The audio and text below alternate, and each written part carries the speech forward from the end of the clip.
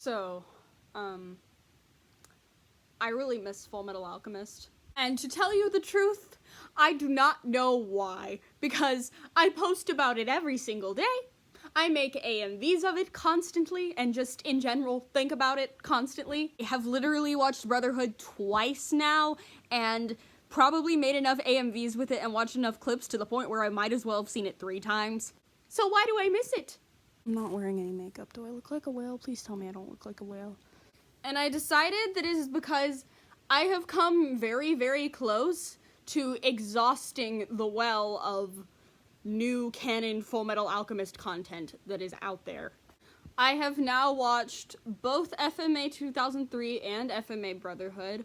I have not seen either of the movies, but I own Conqueror of Shambhala on DVD now, and I'm just kind of putting that off. I don't know why. And I have read, about the first third or so of the manga, but, I mean, let's be real, most of the manga is stuff I've already seen in Brotherhood, just with voice acting and music. But yeah, I don't know. This franchise means so much to me, and it just makes me sad sometimes that I probably know almost everything there is to know about it, and I have seen almost all there is to see of these characters, and I feel like there's still so much more story to be told with them, but like, it's probably never gonna get told, and that just makes me sad. I mean, listen to how sad this is.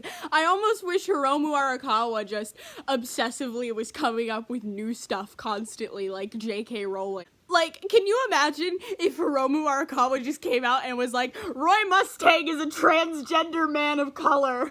So, today, I just decided that now that I have had about 3 weeks to, like, fully mull over all the differences and similarities and stuff between Brotherhood and 2003, since I finished 2003 now, that I wanted to do a video picking apart these 2 series that I love.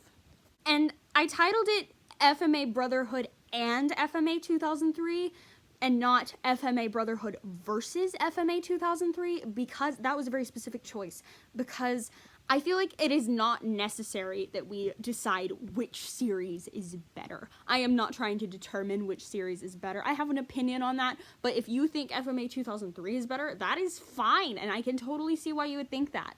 We do not need to decide which series is better. What I am simply trying to do here is point out the differences between the 2 shows and what one of them has to offer and what the other one has to offer.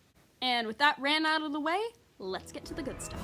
So, let's get this out of the way right out of the gate. I personally prefer Brotherhood. It's the one I watched first at the recommendation of someone who I'm not friends with anymore. I feel like maybe perhaps in hindsight I would have watched 2003 first, because 2003 really sort of provides like the first 10 episodes provide a better background for how the Elric brothers got into the military and stuff.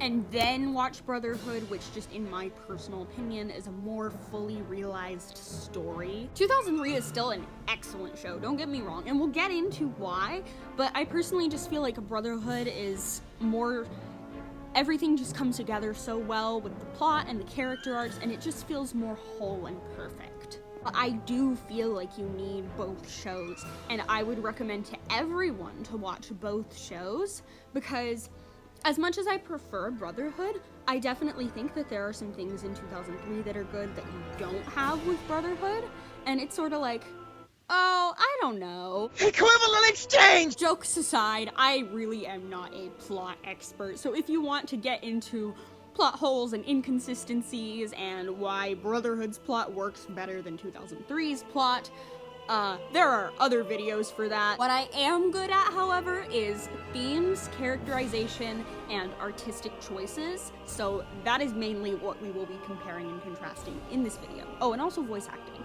And as far as character goes, one thing I do like better about Brotherhood is that I think Brotherhood has better and more satisfying character arcs. Like, I think you get a lot more of a sense of the characters making positive changes and life-changing choices for themselves in Brotherhood. Now, perhaps this is discussed more in Conqueror of Shambhala, which of course I will remind you that I haven't seen that, and I might add some stuff to this video once I do, but Both series end up with Ed losing his ability to perform alchemy. But the difference is that in Brotherhood, Edward makes that choice for the sake of Alphonse. In 2003, it's just something that happens to him because he's forced to cross the portal into our world where alchemy doesn't exist. But in Brotherhood, that is a sacrifice that he makes. Edward comes to terms all by himself with the fact that he over-relies on alchemy and that he doesn't need it to live a happy life. And that scene in Brotherhood is powerful and awesome and satisfying because it's a choice, and you just don't get that in 2003.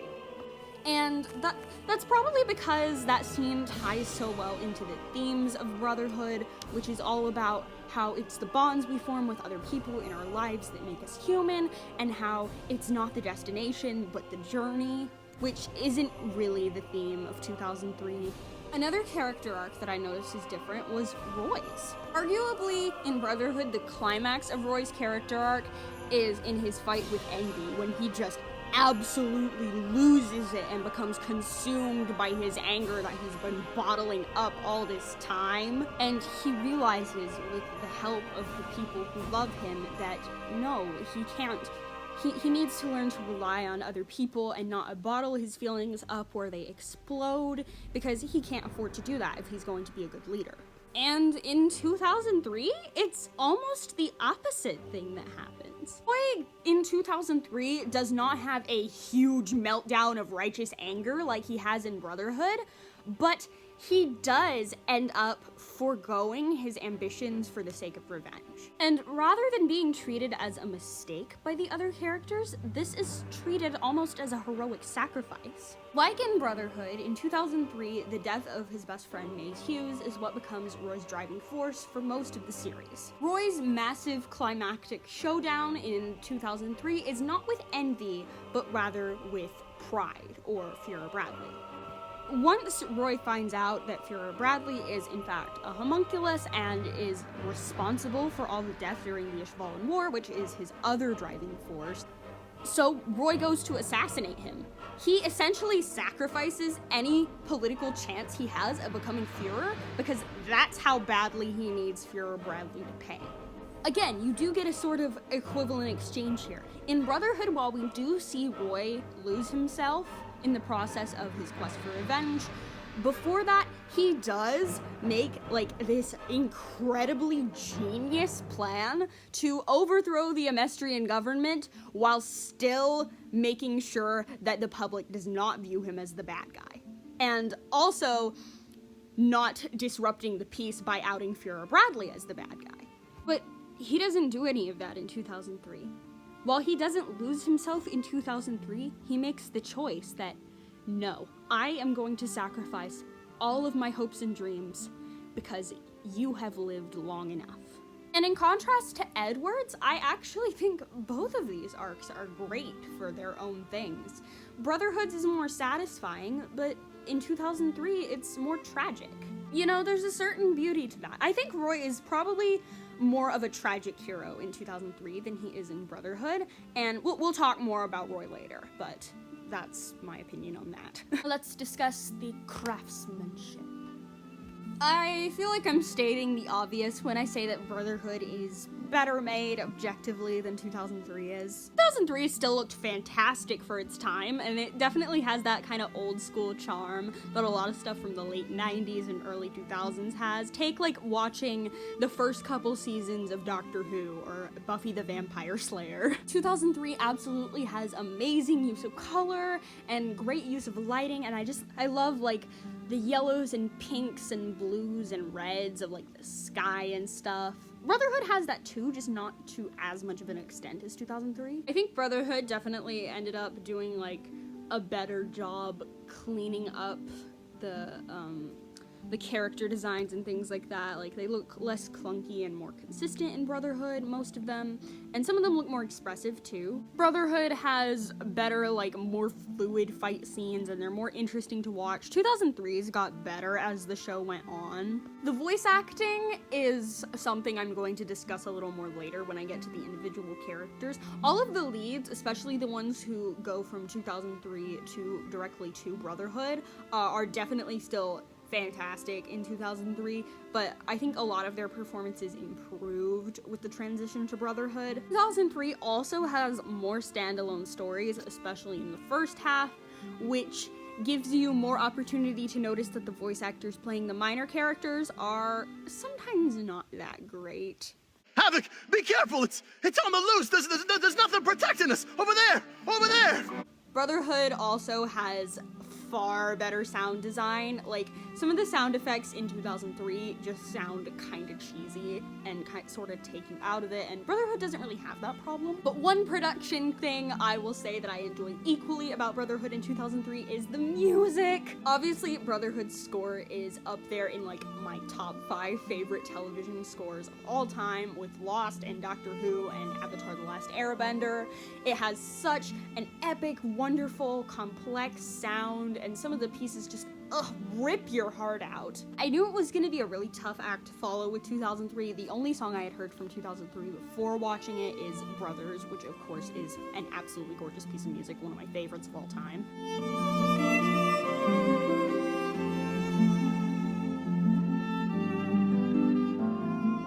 Brotherhood is definitely done in a very fantasy epic style, like you would hear in Lord of the Rings or Harry Potter, but 2003 actually reminds me of a lot of classical music I've heard, and they even use some actual classical pieces throughout the show, and I love it. A very delicate, intimate sound, there's lots of piano, and it just tugs at your heartstrings.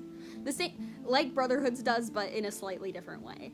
And something I like about both of them is I love when a score can, like, set the scene for you. Like, Avatar: The Last Airbender has so many Asian musical influences, and it's a very Asian story.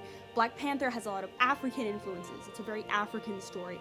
FMA's music, FMA is a very European story, and so there's lots of choir and lots of violin and lots of things you hear in, you know, classical European music, and I love it. I will conclude this part of the video here.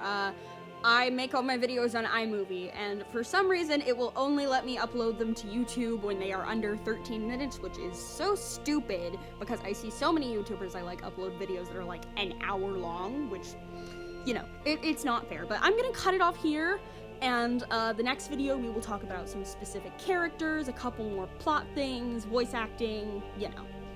So, bye for now.